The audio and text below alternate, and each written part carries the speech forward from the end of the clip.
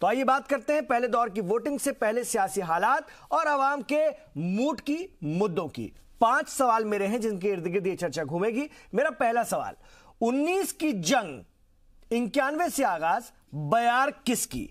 किस तरफ बह रही है हवा, जरा हम इसका रुख भांपने की कोशिश करेंगे। दूसरा सवाल, पहले दौर की वोटिंग में क्या राष्ट्रवाद बड़ा मुद्दा बन रहा है? तीसरा सवाल, मगरिबी उत्तर प्रदेश की 8 सीटों पर सियासी बयार किस तरफ बहती नजर आ रही, क्योंकि इस बार बीजेपी और गठबंधन बड़ी मुस्तैदी से यहां पर चुनाव लड़ रहे हैं और कांग्रेस कूद गई है, तो त्रिकोणीय मुकाबला, सहरुखी मुकाबला भी कई जगह है।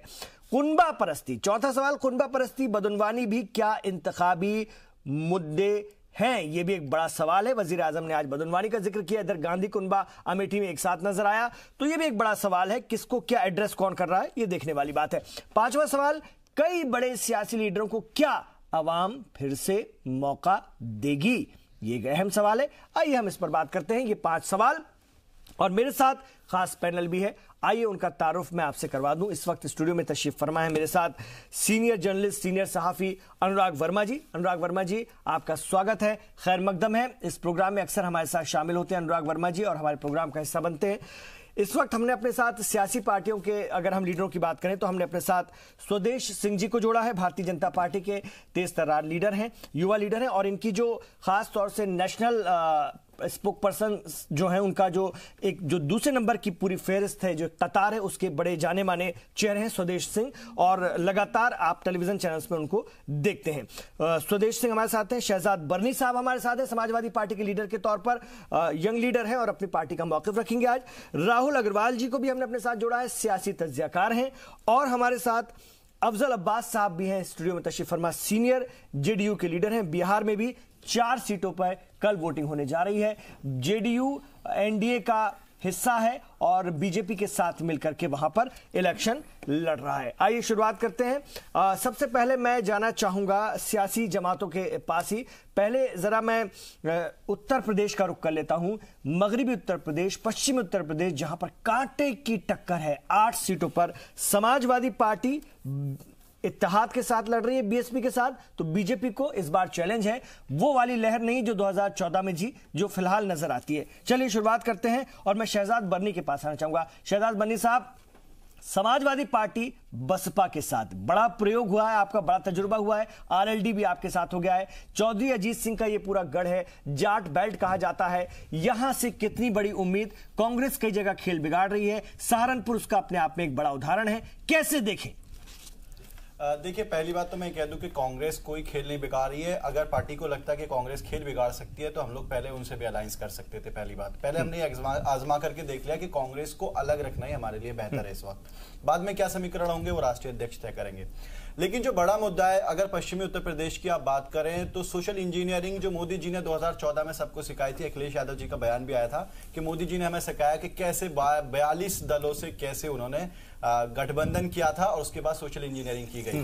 2 बड़े वोट बैंक हैं यहाँ पर अगर देखा जाए तो, खासतौर से एक किसान है जिसमें ज्यादातर वोटर जो है वो जाट है, और दूसरा जो है मुस्लिम इक्तदार है यहाँ पे अगर देखा जाए तो।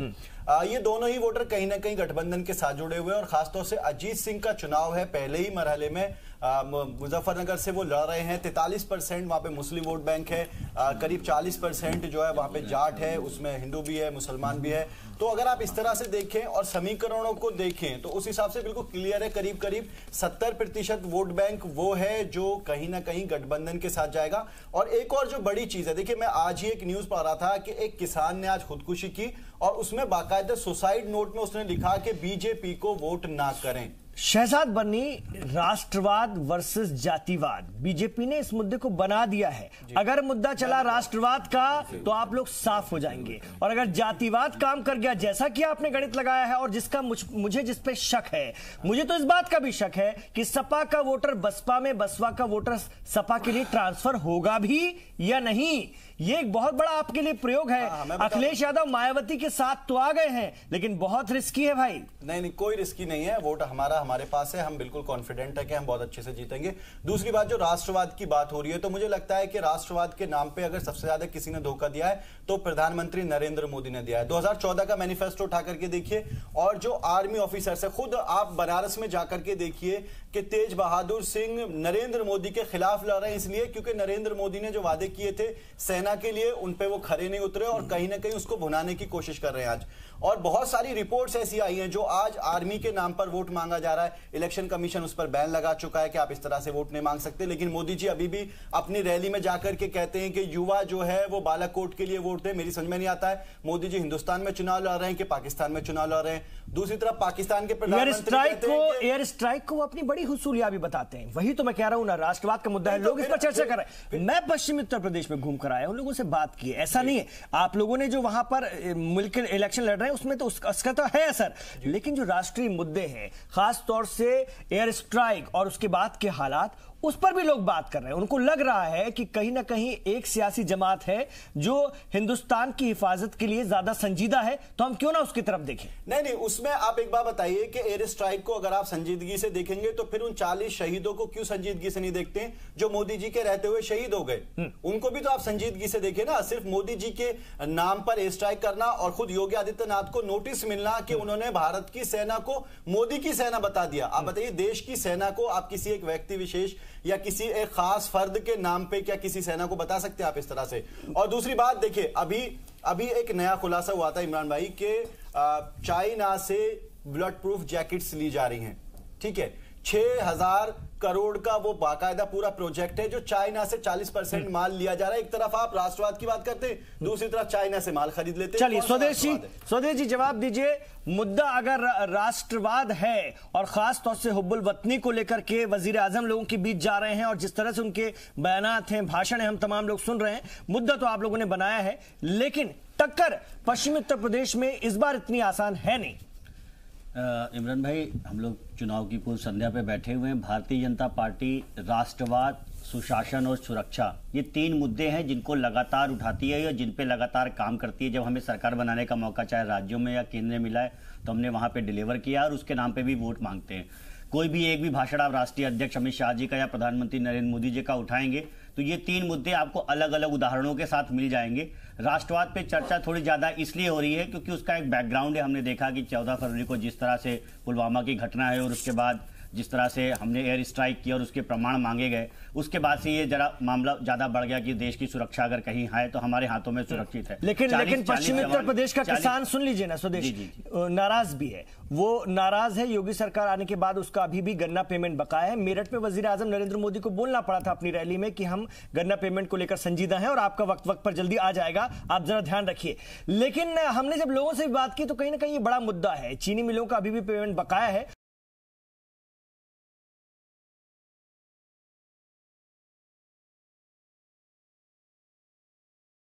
का पिछले 2 साल में उत्तर प्रदेश की सरकार ने पूरी कोशिश की है। लोन वेवर भी हमने चुनाव में वादा किया था और आपने देखा कि हमने उसे बहुत हद तक पूरा भी किया, बहुत काम किया जाना बाकी भी है।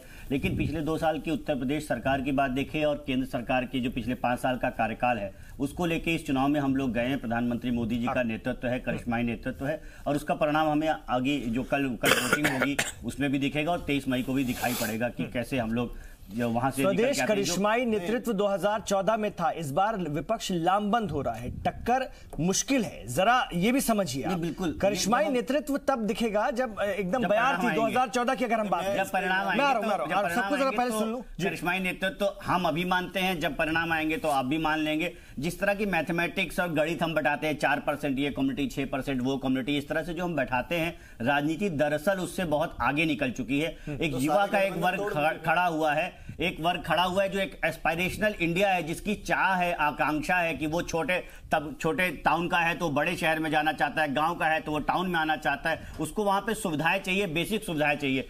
इमरान जी, 70 साल में यहाँ पे बेसिक सुविधाएं नहीं थी। जो काम 50 और 60 के दशक में हो जाने चाहिए थे वो हमें 2014 से 2019 के बीच में करने लग गए। ऐसा क्या नहीं होगा कि उन गांव के लोगों को लगता होगा कि अरे ये चीज अभी हमें मिली तो जिन्होंने हमें दी क्यों नहीं हम उनके साथ खड़े हो और उस काम को आगे बढ़ाया जाए। तो हम लोग इसी उम्मीद के साथ मतदाता के बीच में गए हैं कि भाइयों, जो काम आपको 50 और 60 के दशक में हो जाना चाहिए था कि स्कूल में लड़कियां इसलिए 5वीं के बाद नाम कट जाता था क्योंकि स्कूल में टॉयलेट नहीं हुआ करता था, हमारे गांव में असुरक्षा की भावना से महिलाएं रहती थी, आज वो काम पूरे हुए हैं। तो उसके आधार पे हम लोगों के बीच में जा रहे हैं। गांव में छोटे से घर में 10 बाई 10 के घर में लकड़ी जमा करके गर्मी ठंडी बरसात में रखती थी महिला, आज उसको सिलेंडर मिला। और ऐसे तमाम चीजें हैं जो की गई हैं। तो हम उस उम्मीद से उस वोटर के पास गए कि हमने 5 साल में अपना काम किया, अब आपकी बारी है, आप भी हमें समर्थन दीजिए। और हमें बिल्कुल समर्थन मिलने। चलिए मैं आ रहा हूं, आपके पास भी आ रहा हूं। अफजल अब्बास साहब, बिहार की 4 सीटों पर मुकाबला है और नीतीश कुमार का फैसला जो उन्होंने बीजेपी के साथ जाने का लिया, उसके बाद वो आरजेडी से अलग हुए, बीजेपी के साथ हो लिए और अब कहीं ना कहीं उनको टेस्ट देना है अवाम का। कैसे देखते हैं अवाम के बीच में अब असली परीक्षा है आप लोगों की? देखिए, सबसे बड़ी बात है कि नीतीश कुमार ने जो हम, चूंकि मेरी पार्टी रीजनल पार्टी है, बिहार लेवल पे है, ये और बात, एक आध 2 सीट बिहार से भी अलग लड़ रहे हैं, लेकिन बिहार में जिस तरह से आप तारीख के औराक को उलट कर देखेंगे आप और जाएंगे तो जो बिहार जिस स्थिति में था आज कहाँ पहुंचा हुआ। नहीं, बीजेपी के साथ जाने का फैसला सही था या नहीं, इस पर भी आवाम फैसला देने वाली है। और कल जो बयार बह निकलेगी ना, फिर वो जैसा कि एक्सपर्ट बताते हैं सर, जो शुरू में जो तय करना लोग शुरू कर देते तो कहीं ना कहीं बढ़ जाता है। सवाल का जवाब देने के लिए उसी पे मैं आ रहा हूँ। बिहार की आवाम ये भी जानती है कि 16-17 साल तक हम बीजेपी के साथ हैं। बिहार की आवाम ये भी जानती है नीतीश कुमार वाजपेयी जी की सरकार में थे। बिहार की आवाम ये भी जानती है कि सुशील मोदी 2 बार लगातार 3 बार लगातार डिप्टी सीएम नीतीश जी के साथ है। बिहार की आवाम ये भी जानती है कि जहां बिजली नहीं थी, यार घर घर में बिजली पहुंच गया, 18 घंटा सुदूर गांव में भी बिजली पहुंची। बिहार का किसी एक बंदे से पूछिए तो आज सड़क और बिजली और पानी, और आज देखिए 7 निश्चय प्रोग्राम मुख्यमंत्री का जो हर गांव में, उसका केंद्र आज देखिए भारतीय जनता पार्टी ने अपने मैनिफेस्टो में इसको मेंशन किया है कि नल से पानी देने की व्यवस्था योजना बनाई है। बिहार में समझ रहे थे, समझ रहे थे इन 4 सीटों की बात करें, सीधे तौर पर जातिगत समीकरण वहां पर काम कर रहे हैं। तो बिहार पर बताइए आप लोगों ने क्या बिहार में 19 पर 16.8% हम अकेले लड़के वोट लाए थे इमरान साहब। और मैं समझता हूं कि बिहार की आवाम इतनी बेवकूफ नहीं है। बिहार जिससे तरक्की किया है उसका देखिए, आप जब काम करेंगे, आज जब काम करेंगे तो मजदूरी मांगेंगे। नीतीश कुमार ने जितना काम बिहार के लिए मजदूरी को वहां की आवाम देगी, इसमें कहीं कोई मतलब इब्बट नहीं। हाँ, ये बात बिल्कुल सच है कि गठबंधन तोड़ने के बाद से कुछ समुदाय में, एक समुदाय में पार्टिकुलर विधानसभा में उन्होंने पार्टिकुलर में कह रहा हूं, मैं पार्टिकुलर कह रहा हूं कि मुस्लिम समुदाय में नाराजगी, लेकिन मैं कह रहा हूं, चैलेंज करता हूं कि बिहार का मुसलमान नीतीश कुमार को नजरअंदाज नहीं कर सकता है। इसलिए जितने काम नीतीश कुमार ने माइनॉरिटीज के लिए किए हैं, यकीन के साथ योजनाएं गिराऊं तो कम से कम आधा घंटा टाइम लगेगा आपके चैनल बोलने के लिए। और वो एहसान का इस्लाम है, एहसान का बदला का जिक्र ही नहीं किया। मैं कह रहा हूं कि आप जो बोल रहे हैं आपका इशारा मैं समझ रहा हूं। खौफ है कि माइनॉरिटी शायद नाराज होगी। नहीं, बिल्कुल मैं मान रहा हूं कि माइनॉरिटीज में लोग था कि नहीं टूटना चाहिए, लेकिन उसके बावजूद भी ये भी कहने के लिए तैयार। आज की बात है, मैं पूर्णिया बात कर रहा था तो लोग कहते नहीं नीतीश कुमार का चेहरा देख के लोग वोट दे रहे हैं। इसका मतलब नीतीश कुमार का काम बिहार के आवाम की नजरों में है। मैं समझता हूं कि 4 के 4 सीट जो कल पे चुनाव हो रहा है, अच्छा परिणाम आएगा। हम 4 को 4 सीट जीतेंगे और देख लीजिए जितना शुभकामनाएं तो आपको है, आप सबको मुबारकबाद है भाई हमारी तरफ से। लेकिन मैं अनुराग जी के पास आना चाहूंगा। अनुराग जी, इनके सियासी गणित जो जातिगत हैं वो चलेंगे या जो राष्ट्रवाद का मुद्दा बना है, लोग कहीं ना कहीं ये लोकसभा चुनाव है तो उस तरफ सोच रहे हैं और वो सारे राष्ट्रीय मुद्दे काम करेंगे? कैसा लग रहा है आपको? देखिए, एक मैं सबसे पहले मैं बर्नी जी की बात को उसी समय मैं थोड़ा सा उसमें कुछ ऐड करना चाहता था। बर्नी जी ने एकदम बहुत ही ईमानदारी के साथ जो राजनीतिक दल के बंद कमरे में जो डिस्कशंस होते हैं वो उन्होंने टीवी चैनल में देख के एक वो बता दिया कि हम किस तरह से हम लोग चुनाव में कैसे गठबंधन करना है, कैसे हमें सीटों का और कैंडिडेट का निर्धारण करना है वो बनाते हैं कि हमारे इतने प्रतिशत ये वोट हैं, इतने हम माइनॉरिटी हमारे साथ है और एक पर्टिकुलर कम्युनिटी हमारे साथ है, इसलिए हमने गठजोड़ किया। और कांग्रेस हमको चूंकि नुकसान नहीं पहुंचा रहा है इसलिए हमने नहीं किया। अगर वो नुकसान पहुंचा रहा होता तो उससे भी कर लेते हैं। आइडियोलॉजी किस तरह भारतीय राजनीति में क्षेत्रीय दलों ने किस तरह से उसे ताक पर रख के सत्ता को देख सत्ता के लिए राजनीति करने का, इससे बड़ा उदाहरण कोई सर। पर विडंबना तो यह है ना कि ये फार्मूला चल रहा है। मेरा सवाल आपसे यही था सर कि क्या ये फार्मूला टूटेगा इस बार? जो बीजेपी जो राष्ट्रीय मुद्दे बना रही है या जो कांग्रेस उसका जवाब दे रही है, जो इल्जाम लगा रही है, वो तमाम बातें कहीं ना कहीं हवा में तैर रही है और उसी पर वोट होगा। मेरा सवाल यह है आपसे। देखिए, आप ये बात जान लीजिए कि कहीं ना कहीं जो फर्स्ट टाइम वोटर ऐड हो रहा है और जो युवा वोटर है वो कहीं ना कहीं इस चीज से थोड़ा सा आगे निकला हुआ है। आप अगर आप एकदम उसको जाए। अब कहीं ना कहीं वो जो ट्रेडिशनल माइंडसेट था वोटिंग का कि हम फलानी कम्युनिटी को बिलोंग करते हैं तो हम इसी को देंगे, या हम उसको बिलोंग करते हैं हम उसको देंगे, कहीं ना कहीं इस चीज से निकल रहा है। राष्ट्रीय अनफॉर्चुनेटली कुछ राष्ट्रीय दल भी उसी डायरेक्शन में जा रहे हैं जिधर से क्षेत्रीय दल जा रहे थे। वो एक बहुत बड़ी विडंबना है। तो कहीं ना कहीं ये जो फर्स्ट टाइम वोटर है वो कहीं ना कहीं इस चीज को इफेक्ट करेगा। आप कुछ कहना चाह रहे हैं? जल्दी से अपनी बात रखिए शहजाद, फिर मैं जाऊंगा। मैं दो चीजों का, एक तो जो बीजेपी प्रवक्ता राहुल जी के पास जी, दो बातों का सिर्फ जवाब देना चाहूंगा कि जो बीजेपी प्रवक्ता कह रहे थे कि मोदी जी की योजना है, उसकी जो पोल खोली अभी संबित पात्रा जी ने अपने चुनाव प्रचार के दौरान उज्ज्वला योजना की, कि वो चूल्हे की पकी हुई रोटियां खा रहे थे, वो कहाँ कौन सी बात आपने है गैस, बाद में आ भी गया जी। जो राष्ट्रवाद का जो मन गढ़ंत एक ढांचा ढका जा रहा है, वो मुझे लगता है कि मोदी जी ने एक कवर अपने लिए तैयार किया है अपनी नाकामियों को छुपाने के लिए। मैनिफेस्टो पढ़िए आप, 5 खास तौर से मुद्दों पे बात करिए आप। राम मंदिर पिछले 50 साल से उनके मैनिफेस्टो में, उसके अलावा आर्टिकल 370 लगातार उनके मैनिफेस्टो में। नहीं, जब बीजेपी इतनी कमजोर थी और आप जो बता रहे हैं कि सारी बातें लोग समझते हैं, तो फिर आप लोगों को गठबंधन में साथ में क्यों आना पड़ा? ये भी देखिए, क्या खौफ, लड़ जाते अकेले अकेले। समाजवादी पार्टी को इतनी ताकत थी उत्तर प्रदेश में, अगर लग रहा था तो लड़ जाते, दिखा देते।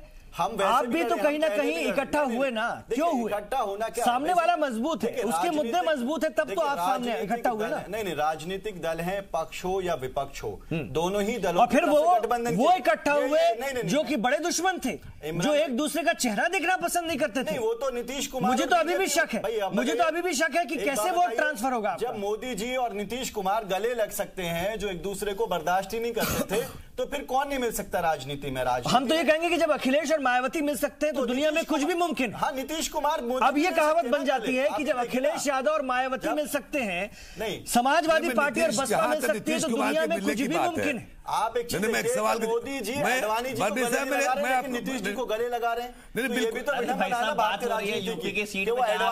नीतीश कुमार ने गले लगाया, नीतीश जी मेरे पास आ जाए, भाई पहले अडवाणी जी को गले लगा लो, नीतीश जी को बाद में गले लगा लेना। अगर आपको राजनीतिक आपको लगता है कि आपका बेस इतना मजबूत है, तो आप अपने पुरानों को बाहर फेंक रहे हैं और नए साथियों को गले लगा रहे हैं, आप उसकी तरफ देखिए ना। ये तो फिर आपकी पार्टी में भी आपके मुलायम सिंह यादव जी, ये बताइए समाजवादी पार्टी में है या नहीं?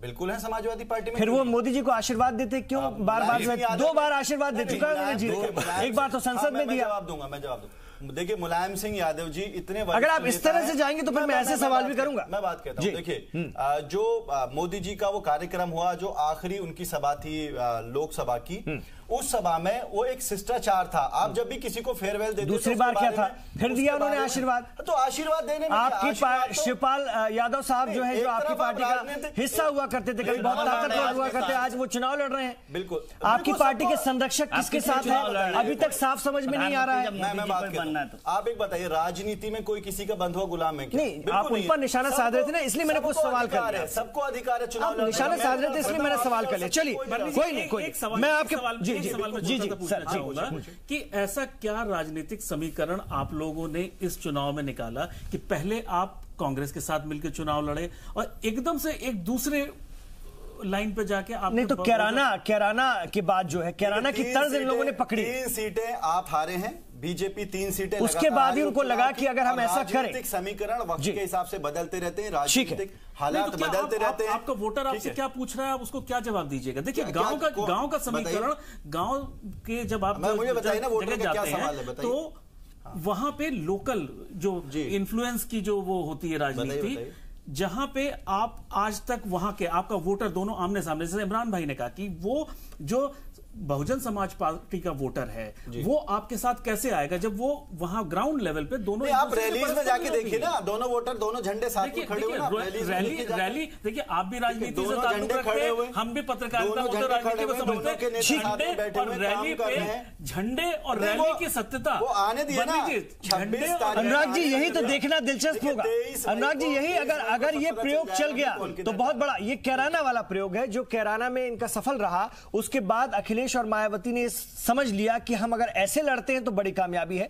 अगर यह प्रयोग काम कर गया तो भारतीय जनता पार्टी को नुकसान है, और अगर यह फ्लॉप हुआ तो फिर क्या भविष्य होगा इनके गठबंधन का, यह भी देखना दिलचस्प होगा। एक छोटा सा ब्रेक मैं यहां पर लूंगा, उसके बाद मैं लौट रहा हूं अनुराग वर्मा जी के साथ ही राहुल अग्रवाल जी के पास, और उनसे बहुत सारी बातें जानेंगे। इसी प्रयोग के बारे में हम बात करेंगे जिसका दावा हमारे साथी शहजाद बर्नी कर रहे हैं, और फिर मैं बीजेपी के साथ भी बहुत सारे सवालों के साथ आऊंगा। एक छोटा सा वक्फा, अभी लौट रहे हैं। तो पहले दौर की वोटिंग कल 19 के लिए 91 सीटों पर कल वोटिंग, और अगर हम बात करें तो साउथ का भी हिस्सा इसमें शामिल है, तेलंगाना इसमें शामिल है, आंध्रा इसमें शामिल है, और भारतीय जनता पार्टी की अगर हम बात करें तो यहां भारतीय जनता पार्टी करीब करीब है ही नहीं या बहुत कम है। स्वदेश में आपके पास आना चाहूंगा, फिर एक बार मैं फिर राहुल अग्रवाल जी के पास जाना चाहूंगा। जरा जल्दी बता दीजिए स्वदेश, आप कहते हैं कि उत्तर प्रदेश में नुकसान होगा तो हम कुछ इधर से कवर करेंगे, कुछ उधर से कवर करेंगे।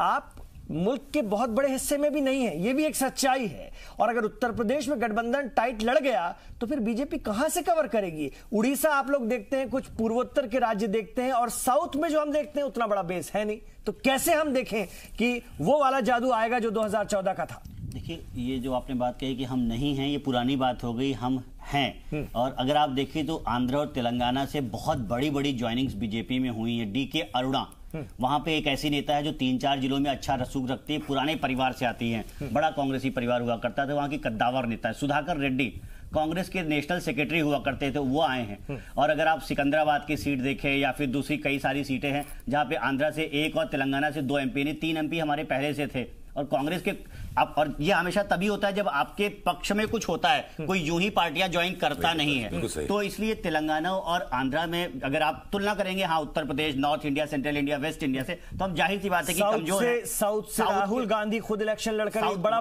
पैगाम दे रहे हैं, बड़ा मैसेज दे रहे हैं। केरल, आंध्रा, पूरी साउथ की रियासतों को एक पैगाम जा रहा है। आंध्र प्रदेश में भारतीय जनता पार्टी की क्या तैयारी? चाको जी कांग्रेस के प्रभारी हैं और टीडीपी ने मना कर दिया। आपको याद होगा कि साथ साथ यहां पे विरोध प्रदर्शन में आया करते थे, ब्रिगेड मैदान, कलकत्ता में, दिल्ली में, सब जगह चंद्रबाबू नायडू और कांग्रेस के नेता खड़े होते थे, लेकिन चंद्रबाबू नायडू ने उनके साथ चुनाव लड़ने से इनकार कर दिया। यानी कि वो जो कांग्रेस की ताकत है, वाईएसआर राजशेखर रेड्डी के बाहर जाने के बाद, वाईएसआर कांग्रेस के बाहर जाने के बाद कमजोर हुए हैं। तो ये जो चौतरफा फाइट है, इसका फायदा भी बीजेपी को मिलेगा। बीजेपी एक फोर्स की तरह, जिसकी की एक बयार है, तो उसका पूरा फायदा हमको तेलंगाना और आंध्र में, हालांकि हम जो western UP, western India, central India में प्रदर्शन होगा उससे कमतर हो सकता है, लेकिन पिछले से हमारी टैली बहुत सुधरने वाली है। इसके लिए मैं आपको आश्वस्त कर सकता हूं, जो 3 की टैली थी वो 2.5 के आंकड़े में भी जा सकती है। चलिए हम बात करेंगे आपसे। राहुल अग्रवाल जी, मैं अब आपके पास आ जाऊंगा। आपने ब्रेक से पहले भी तमाम लोगों को सुना, स्वदेश को भी अभी सुना। मैं चाह रहा था कि सारे लोगों को आप सुन ले, उसके बाद मैं आपसे जानना चाहूंगा एक राजनीतिक विश्लेषक के तौर पर, सियासी तज्जियाकार के तौर पर, बयार आपको किसकी चलती नजर आ रही है? फंसा हुआ है मामला, या ऐसा लग रहा है कि बहुत ज्यादा मेहनत नहीं करनी पड़ेगी अगर हम बात करते हैं एनडीए को या बीजेपी को? बयार मुझे फौरी तौर पे मुझे लगता है कि बीजेपी की बयार है, उत्तर प्रदेश को छोड़ के। उत्तर प्रदेश में वाकई ये चुनाव थोड़ा सा टाइट है, मगर भाईजान की बात में कुछ मैं ऐड करना चाहूँगा, जो उन्होंने कहा कि जाट वोट और मुस्लिम वोट का जो ये गठबंधन है ये हमें विजयी करवाएगा। तो इसके 2 पहलू हैं। अगर आप एक तरफा मुस्लिम वोट अगर किसी एक तरफ जाता देखते हैं तो उसका एक काउंटर पोलराइजेशन भी होता है ना, तो ये एक बहुत बड़ी चीज है जो आपको अपने मद्देनजर रखनी पड़ेगी। ये बहुत अहम बात है। ये पोलराइजेशन की शुरुआत हो ही चुकी है। अभी मायावती जी ने सहारनपुर की रैली में जो बोला उसके अगेंस्ट में योगी जी ने भी बोला और प्रधानमंत्री जी ने भी बोला।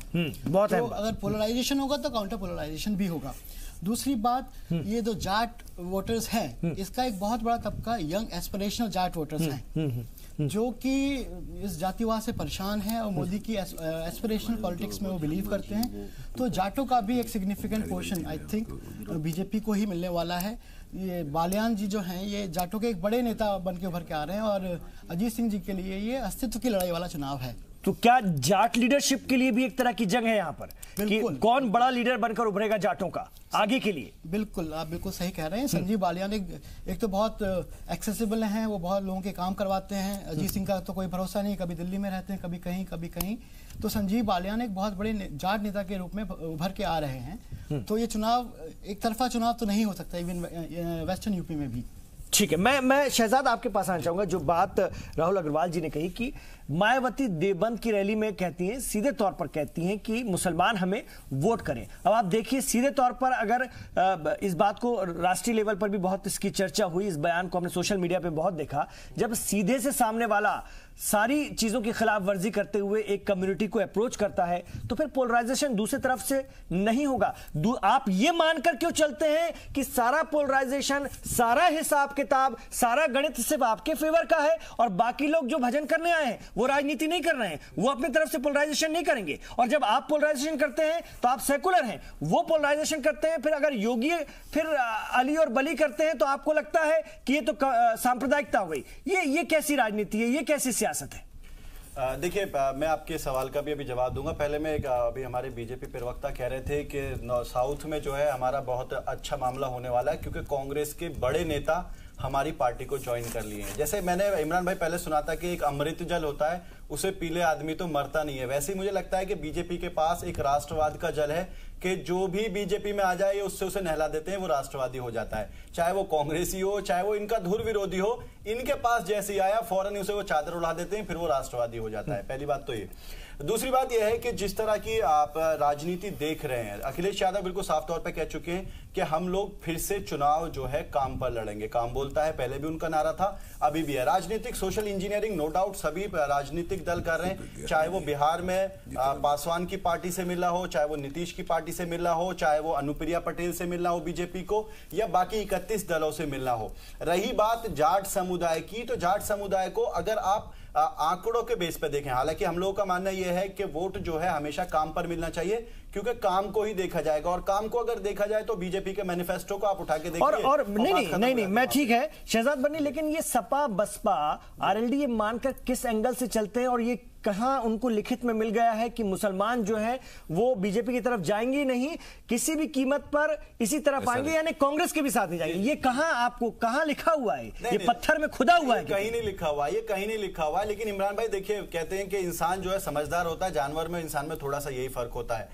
पिछले कुछ दिनों में खासतौर से जो उत्तर प्रदेश की राजनीति देखने को मिली, चाहे वो दादरी से लेकर के और बाकी कोई भी मुद्दा उठा, मुजफ्फरनगर किसके दौर में हुआ था? नहीं, हम मुजफ्फरनगर गए थे, वो टीज भी है, चौधरी अजीत सिंह मुजफ्फरनगर नहीं गए थे, ये नाराजगी भी है 2013 में, ये सच्चाई आप सुन लीजिए। खुद कह रहा हूं कि कोई भी वोटर किसी का बंधुआ गुलाम नहीं है। आज भी 20,000 लोग अगर कैंपों में रह रहे हैं तो वो किसकी देन है, ये भी लोग जानते हैं। मैं तो ये बात आपसे सफाई में क्या हो रहा था उस वक्त, कोई भी वोटर किसी का बंधुआ गुलाम नहीं है। और वोटर नहीं, तो आप जो फिर गणित लगाते हैं और जो साफ तौर पर खुलकर कहते हैं, तो मुझे तो समझ में आता कि आपको ये क्यों लगता है, हम लोग तो बस ये क्यों लगता है कि लोग जैसे आप हाकेंगे वैसे हाके जाएंगे? नहीं, बेसिकली क्या होता है कि देखिए, जब कोई भी खतरनाक चीज आपके सामने आकर के खड़ी हो जाती है तो पूरा मोहल्ला एक होकर के उससे लड़ने लगता है। वैसा ही कुछ इस इलेक्शन में लग रहा है कि जो पिछले 5 साल में एक खतरनाक माहौल बनाया गया, उससे लड़ने के लिए अफजल अब्बास साहब, खतरनाक माहौल बनाया है क्या? और खतरनाक चीज से सारे लोग मिलकर लड़ रहे हैं, ऐसा आपको लग रहा है? देखिए, उत्तर प्रदेश में जहां तक 3 पार्टियों का समीकरण है और जो अलायंस है, यकीनन इसमें इनका ऑन एयर आपको मैं बोल रहा हूं, क्योंकि बिहार में भी तो जिनको ये खतरनाक कह रहे हैं उनको आपके साथ अब खतरनाक कहने लगे होंगे अगर इनकी बात पर यकीन करें। उत्तर प्रदेश की बात करते हैं, जहां तक मैं समझता हूं जाहिर सी बात है कि फाइट होगी इस पे, क्योंकि तीन दल एक साथ है, और खुद बीजेपी के राष्ट्रीय अध्यक्ष ने भी कहा था कि जब मिलेंगे तो लड़ाई होगी, लेकिन जो परिणाम सामने आएगा वो बीजेपी के पक्ष में होगा, मुझे भी ऐसा लगता है। क्योंकि वाकई जो नीतीश मोदी जी का जो काम किया हुआ है, और बाकी जो राष्ट्र धर्म और इसकी बात कर रहे हैं आप लोग, वो बिल्कुल ये जो बीजेपी के मैनिफेस्टो में पहला शायद वही है, इसका एक असर तो है। देश हित, देश के लिए काम करना, देश सर्वोपरि है, सबसे ऊंचा है, उसके बाद से इंसान है, उसके बाद से पार्टी है। लेकिन पार्टी क्यों आ रही है शहजाद बनी साहब? लेकिन जहां बिहार पे जाती है, जब बिहार की आप बात कर रहे हैं, देखिए बिहार के हमारे नेता एक बार नहीं 50 बार ऑन एयर अखबारों में कहा कि मैं जात और धर्म के लिए काम नहीं करता हूं, मैं वोट के लिए काम नहीं करता हूं, मैं समाज के लिए हर वोटर के लिए काम करता हूं। तो मैं समझता हूं समाज के हर वर्ग के लिए, चाहे चूंकि समाजवादी विचारधारा के लोग हैं, समावेशी विचारधारा के, ये कह रहे हैं ना, सुनिए ना, इसलिए हर वर्ग के लोग, मेरा सवाल सुन लीजिए अब, एक मिनट। ये कह रहे हैं कि जो एक कम्युनिटी ये मानती है कि सामने से खतरा है तो वो सब एक हो जाते हैं बीजेपी के खिलाफ, सीधे तौर पर एक जवाब दे दूं, मैं इसका एक जवाब बिहार में भी मैं इसका जवाब तो आप उनके साथ हैं तो आपको भी दिक्कत हो जाएगी। ठीक है, मैं मानता हूं थोड़ी देर के लिए एक कम्युनिटी को खतरा लगता है कि उसके खिलाफ कुछ ऐसी घटनाएं घटी है, इसे इनकार नहीं किया जाता। नहीं कुछ, मैं तो पहले आपको और बोल चुका। सुबोध कुमार को अरे सर, जब आप अरे भाई, तो आपके जब मुजफ्फरनगर में दंगा हुआ, लोग मारे गए, लोग घरों में रहते, हुकूमत किसकी थी उस वक्त? सफाई में आप क्या कर रहे थे? नंगा नाच हो रहा था, भूल गए क्या आप लोग? वो मुसलमान भूला नहीं, हम उस पर नहीं जाना चाहते हैं। लेकिन बिहार की जहां तक बात आप कर रहे हैं, बिहार में मुझे याद है कि इलेक्शन के दौरान 2010 में मैं इमरान साहब बोला, आपने बड़ी ईमानदारी से बोला हूं कि मुसलमानों ने खुल के कई जिलों में, कई विधानसभा में वोट इसलिए दिया था बीजेपी को कि नहीं, बिहार का विकास जरूरी है, इसलिए नीतीश कुमार का रहना जरूरी है, अगर वोट देंगे तो बिहार डेवलप करेगा। मैं मानता, आप मानेंगे ना, मैं बिहार करने वाला हूं। अब इसलिए मैं कहता हूं कि बिहार में जो गठबंधन है, वो गठबंधन हम पहले भी देख चुके हैं, आज बीजेपी के साथ लंबे अरसे से तजुर्बा में रहा है। आप देखिए ना, हम 17-17-6 बांट लिया, कोई लड़ाई नहीं हुई, आज तक उनकी लड़ाई चल रही है। तो ये तो साफ साफ उनके दो भाइयों में लड़ाई है। आज भी उनकी राबड़ी देवी के घर पे भूल रहे कौन से शिवर के लिए मुर्दाबाद जिंदाबाद का नारा चल रहा है। तो उनके यहाँ आज भी एक मत नहीं, हमारे यहाँ एक मत है। एकदम 6 महीना पहले ही सीटों का डिस्ट्रीब्यूशन कर दिया था। ये मैसेज अवाम में जाता है कि इनमें यूनिटी है, इनके में यूनिटी नहीं है, परिणाम सामने आएगा। ठीक है, मैं आ रहा हूं, 1 मिनट आ रहा हूं आपके पास शहजाद, लेकिन मैं जरा स्वदेश के पास जाना चाहूंगा। स्वदेश, एक कम्युनिटी जैसा कि शहजाद बन्नी कह रहे हैं, या ये अपने हिसाब से डराते हैं, या मायावती सीधे से वोट मांगती हैं, इनके लीडर भी उस स्टेज पर रहते हैं, इनके लोग भी उस स्टेज पर रहते हैं, ऐसे में आप लोग क्या मैसेज देंगे? ये पश्चिमी उत्तर प्रदेश या वो तमाम सीटें जहां पर बहुत बड़ी तादाद उस कम्युनिटी के लोगों की भी है, उनको क्या आप मैसेज देंगे? अगर इन्होंने ये प्रोपेगेंडा किया है तो जवाब आपका क्या है उनके लिए? देखिए, आपको याद होगा परसों शाम को या कल शाम को जामा मस्जिद के एक इमाम साहब हैं, उन्होंने पहली बार कहा है कि मैं किसी को इस बार समर्थन नहीं दूंगा, क्योंकि 9 तारीख 8 तारीख तक आ गई थी। पहले लोग बड़े बड़े सो कॉल्ड सेकुलर पार्टीज के लीडर्स उनके पास पहुंचते थे और बहुत कुछ होता था, हम सब लोग जो यहाँ बैठे हैं जानते हैं, और उसके बाद वो किसी को भी समर्थन देते थे, कोई पार्टी उससे छूती नहीं है। तो इस बार हो क्या रहा है कि जो एजुकेशन जिस तरह से नीचे गई है, जिस तरह से मीडिया, सोशल मीडिया गया है, इवन अगर मैं मुस्लिम कम्युनिटी की आप सवाल कर रहे हैं, उसमें भी एक पढ़ा लिखा तबका खड़ा हुआ है, मिडिल क्लास खड़ा हुआ है, जो कि अपनी जरूरतें समझता है कि अगर सड़क बनेगी तो मुझे भी मिलेगी भाई, अगर चूल्हा बटेगा तो मुझे भी मिलेगा भाई, अगर सुकन्या समृद्धि योजना में लड़की जाएगी तो मेरी लड़की भी जाएगी। 10% आरक्षण, इमरान भाई, अपर कास्ट मुस्लिम शेख सैयद पठान जो होते हैं, इस देश में ऐसी कोई पॉलिसी नहीं थी जिसमें उनको फायदा होता हो। पहली बात, 10% जो रिजर्वेशन दिया गया है, पसमाना मुस्लिम को तो फायदा होता था ओबीसी रिजर्वेशन का, किसी शेख सैयद पठान के बच्चे को गरीब होकर वो होगा, कोई स्कीम नहीं थी इस देश में 70 साल थे। ये रहनुमा बनते थे मुसलमान के, डरा के रखते थे। आज की तारीख में मेरे को भी एक मेरा मित्र मिला, जेएनयू से पीएचडी किया है, बिहार में भागलपुर के गरीब मुसलमान परिवार से आता है, सैयद है, मैं आपको साफ साफ बताता। उसने मुझे कहा भाई फलानी यूनिवर्सिटी में पोस्ट आई है, मैं ईडब्ल्यूएस वाले में भर रहा हूं। उसको भी पहली बार कोई मौका मिला है, छोटा सा काम फायदा मिलेगा, बिल्कुल फायदा मिलेगा। तो इस तरह की स्कीम भी लाने वाली है सरकार। 70 साल क्यों लग गए इस स्कीम को लाने में? गरीब होना कौन सा अपराध है अगर वो किसी भी कम्युनिटी से? क्या स्वदेश आपको लगता है, स्वदेश क्या आपको लग रहा है ट्रिपल तलाक को लेकर के जो मोदी सरकार का स्टैंड रहा है, कहीं ना कहीं मुस्लिम खवातीन में उसका असर हुआ होगा, मुस्लिम खवातीन में उसका असर हुआ होगा, उसका फायदा इस पश्चिमी उत्तर प्रदेश में या 1900 में आपको मिलेगा, पहले दौर में मिलेगा, ऐसा लग रहा है? उनकी तरफ की एक मुहिम थी, राष्ट्रीय मुस्लिम महिला आंदोलन जब चला, उसके बाद सुप्रीम कोर्ट में उस संगठन की तरफ से रिट्स गई, उसमें जब परिणाम आया, सुप्रीम कोर्ट ने कहा कानून बनाइए, तो सरकार ने पूरा प्रयास किया। और जिस सरकार ने प्रयास किया, आपको क्यों नहीं लगता कि वो जो मुस्लिम महिलाएं जिनके साथ अन्याय हो रहा था और दशकों से हो रहा था, वो एक नए विकल्प की तलाश में जाएंगे कि चलो इनको भी आजमाते हैं? और पढ़ी लिखी मुस्लिम महिला की संख्या भी बहुत ज्यादा है, इवन जो अगर कम पढ़ी लिखी भी है, लेकिन अगर उनको लगता है कि उनके साथ जस्टिस हुआ, तो क्या लग रहा है मर्द नहीं आएंगे आपके साथ? बिल्कुल आएंगी, बिल्कुल आएंगे। मिडिल क्लास पढ़ा लिखा तबका जो है, जिसको कि बरगलाना कठिन है, वो बिल्कुल आज की तारीख में, और वेस्टर्न यूपी में हमें पता है अच्छी खासी तादाद में मुस्लिम भाई हैं, उनकी तरफ से एक बड़ा समर्थन आप उम्मीद करिए। मैं कह रहा हूं, इसलिए राजनीति की जो कैलकुलेशन हम सोचा करते थे, वो सारी खत्म होने की शुरुआत सपा बसपा आरएलडी पुराने ढर्रे पर है, सपा बसपा आरएलडी पुराने ढर्रे पर गणित कर रही है। सर, मैंने रिसर्च की है, पीएचडी की है इसी विषय पे, मैं इसलिए आपको बता देता हूं। 2016 की मेरी रिसर्च थी और 17 में चुनाव हुए। घटनाएं होती थी और उसमें होता क्या था कि दलित उत्पीड़न के मामले आए और अखबार, मैंने 17-16 अखबार की स्टडी किया, पता चला उन सारे में पता ये चला कि झगड़ा किसका है कि मुस्लिम ने वहां पे झगड़ा कर दिया और दलित को किया। उससे हुआ क्या, उन्होंने कहा मुस्लिम दलित एकता करेंगे। सर 30 साल पहले का डिस्कोर्स है। सोशल जस्टिस वो कह रहे हैं दलित को सम्मान दिलाएंगे, वो कह रहा है मुझे यार 200 करोड़ रुपए फंड दलित एंटरप्रेन्योरशिप का फंड दिलाओ और तुम कह रहे हो सम्मान दिलाएंगे। 25 साल पहले तो आप ही बन गई थी 1995 में पहली बार सीएम। 24 साल बीत चुके हैं और अभी तक आप सम्मान ही दिला रहे हैं। ये दलित मुस्लिम एकता, आप बात कीजिए कि मैं एक काम करूंगी टेंजिबल टर्म्स में, बताइए कि आप देने क्या वाले हैं, चाहे मुस्लिम हो, दलित हो, ओबीसी हो, अपर कास्ट, जो कोई हो, एक इंसान के नाते, वोटर के नाते आप उसे ऑफर क्या कर रहे हैं? चलिए मैं एक वक्फा यहां पर लूंगा, एक ब्रेक लूंगा। ब्रेक के बाद इन सवालों के साथ मैं शहजाद बन्नी साहब के पास आऊंगा और मैं आऊंगा अनुराग वर्मा जी के पास।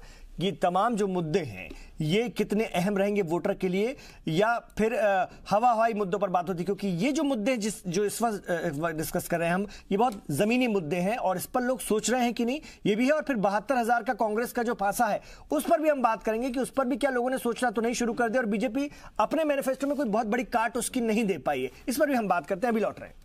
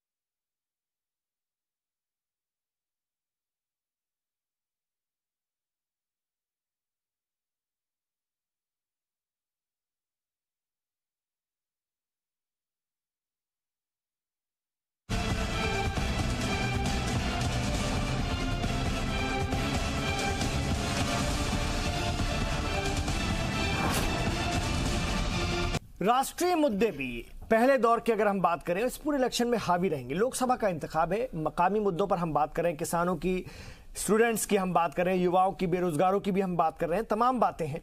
लेकिन कहीं ना कहीं राफेल का मुद्दा भी है, नोटबंदी का मुद्दा भी है, बीजेपी के अपने उसके दावे हैं और राष्ट्रवाद का मुद्दा भी है, राष्ट्रीय सुरक्षा का मुद्दा भी है। इसको भी कहीं ना कहीं वोटर सोच रहा है। जिस तरह से सोशल मीडिया है, टेलीविजन है, खबरें हैं, उसका असर सीधे तौर पर पड़ता है। मैं एक बार फिर अनुराग जी के पास आना चाहूंगा। राफेल को लेकर के आज सुप्रीम कोर्ट का जो रद्द-ए-अमल आया, उसको लेकर के कांग्रेस के सदर राहुल गांधी ने एक बार फिर इस मुद्दे पर अपनी राय रखी। वजीर आजम लगातार भ्रष्टाचार का मुद्दा बनाए हुए और कांग्रेस को एक बड़ी भ्रष्टाचारी पार्टी वो करार दे रहे हैं और सीधे तौर पर जो वार राहुल गांधी उन पर कर रहे हैं वो उसको और ताकत से दूसरी तरफ कर रहे हैं। और वो कहीं ना कहीं जो हथियार होता है उसको बदलना वो जानते हैं। कहीं ना कहीं अपने ऊपर आ रहे वार को वो किस तरह से उसको मुद्दा बनाते हैं। उन्होंने कहा चौकीदार चोर है तो उन्होंने कहा चौकीदार चौकन्ना, और इसको बड़ी मुहिम उन्होंने बना दी। ये भी एक सच्चाई है। कैसे देख रहे हैं ये तमाम बातें भी असर कर रही होंगी मतदाता को, वोटर को? देखिए, अब हम बस कुछ घंटे दूर हैं प्रथम जो चरण है उसके मतदान से। आप कांग्रेस की अगर आप स्ट्रैटेजी टीम को देखें, उनके प्रवक्ताओं को देखें, उनके राष्ट्रीय नेताओं को देखें, अब अगर देखा जाए तो राहुल जी और प्रियंका जी के अलावा ऐसा कोई बहुत बड़ी लीडरशिप दिखाई भी नहीं देती है। अब पुरानी लीडरशिप जो है सब नेपथ्य में चली गई। तो कहीं ना कहीं वो लोग एक बड़ा मुद्दा जो लेके चलते हैं उसको कैरी किस तरह से करना है, किस तरह से उसका उसमें जो वो मोमेंटम बनाया जाता है उसको कैसे लेके चुनाव के वोटिंग वाले दिन तक लाने में कहीं ना कहीं कांग्रेस की बहुत बड़ी फेल्योर रहती है। आप कोई भी, आप इवन 72,000 वाला जो मामला था जो इनके लिए बहुत बड़ा एक ट्रम्प कार्ड हो सकता था, लेकिन इनके राष्ट्रीय अध्यक्ष ने खुद ही उसका मजाक बनवा दिया। और बीजेपी को कहीं ना कहीं उससे खेलना आता है। किस तरह से भाजपा के आईटी सेल ने उसके तरह तरह के मजाक बना के जिस तरह जनता में उसको डिस्ट्रीब्यूट कराया कि उनका खुद का ही अपनी एक जो बहुत ट्रम्प कार्ड योजना हो सकती थी उसका मजाक बन गया कि आज उसकी विश्वसनीयता पे ही लोग सवाल उठाने लगे कि ये खुद ही कितने सीरियस है। आज जब अमेठी में पर्चा वो भरने जा रहे थे राहुल अग्रवाल जी, तो ये नीले झंडे भी साथ में थे और उसमें वो न्याय योजना जो उनका वादा है वो नीले झंडे उसमें उसके भी बहुत लहराए गए और कहीं ना कहीं वो मैसेज देश भर में देने की कोशिश की गई कि ये उनका सबसे बड़ा हथियार है, सबसे बड़ा वादा है और इस पर लोग विचार करें। आपको लग रहा है क्या लोग सोचने लगे होंगे, कुछ गणित अपना लगाने लगे होंगे पैसों को लेकर के? देखिए, इसका तो सबसे अच्छा जवाब तो कल नरेंद्र मोदी जी ने ही दिया था कि अब आप न्याय देंगे तो इससे पहले कि आप अन्याय कर रहे थे। तो ये देश को सोचने का मुद्दा है कि 60 सालों तक ये सब क्यों नहीं हुआ।